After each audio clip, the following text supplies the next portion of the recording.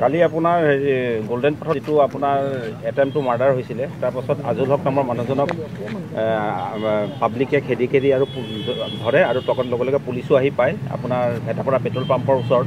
তাৰ পাছত তেখেতক ট্ৰিটমেণ্টৰ কাৰণে ছোৱালীজনীক লৈ যোৱা যায় GMCHলৈ আৰু ল'ৰাজনক লৈ যোৱা যায় হেল্থ চিটি হস্পিটেললৈ।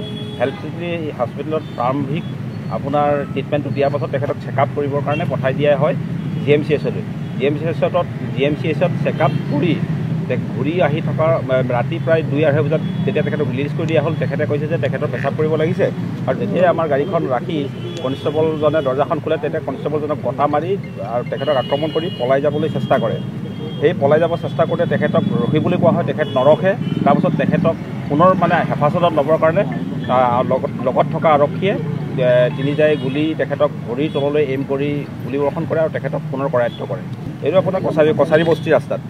মই শুনামতে আগতেও সি ধুবুৰীৰ বেলেগ কেছত ছোৱালীজনীক অত্যাচাৰ কৰা কেছতে আগতে গ্ৰেপ্তাৰ হৈছে বুলি মই খবৰ এটা পাই আছোঁ। সেইটো এতিয়া তদন্ত চলি আছে। প্ৰাৰম্ভিক তদন্তত এটাই গম পোৱা গৈছে যে ছোৱালীজনীক আগৰ পৰাই অলপমান ডিষ্টাৰ্ব কৰি থাকে ল'ৰাটো। তেখেত বিবাহিত পুৰুষ। মানে ল'ৰাই ছোৱালীৰ প্ৰতি আকৰ্ষিত হ'লে যি ধৰণৰ আপোনাৰ ডিষ্টাৰ্বেঞ্চ এটা কৰি থাকে তেনেকুৱা ধৰণৰ ডিষ্টাৰ্বেঞ্চ অলপ কলো কৰি থাকে। আগতে কিবা সম্পৰ্ক আছিল নেকি? আগৰ সম্পৰ্কটো কিবা ভাল সম্পৰ্ক আছিল নেকি আগতে? সেইটো তদন্তত ওলাব আৰু তেখেতে পেছাত কি কৰে এইটো আমাৰ তদন্তত ওলাব। এতিয়ালৈকে আমি ভালকৈ সোধপোছেই কৰিব পৰা নাই, তেওঁলোক মেডিকেলতে আছে।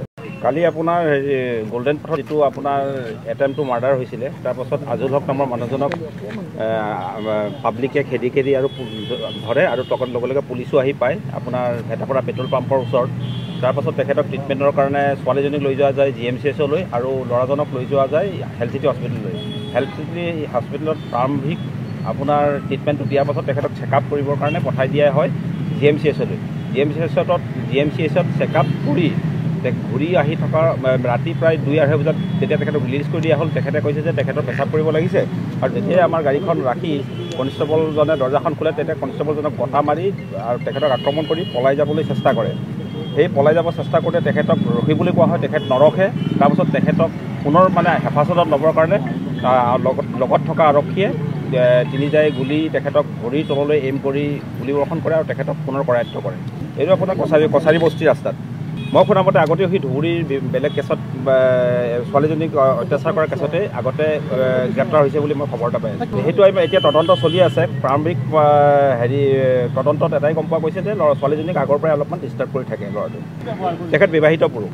মানে ল'ৰাই ছোৱালীৰ প্ৰতি আকৰ্ষিত হ'লে যি ধৰণৰ আপোনাৰ ডিষ্টাৰ্বেঞ্চ এটা কৰি থাকে তেনেকুৱা ধৰণৰ ডিষ্টাৰ্বেঞ্চ অলপ কলো কৰি থাকে। আগতে কিবা সম্পৰ্ক আছিল নেকি?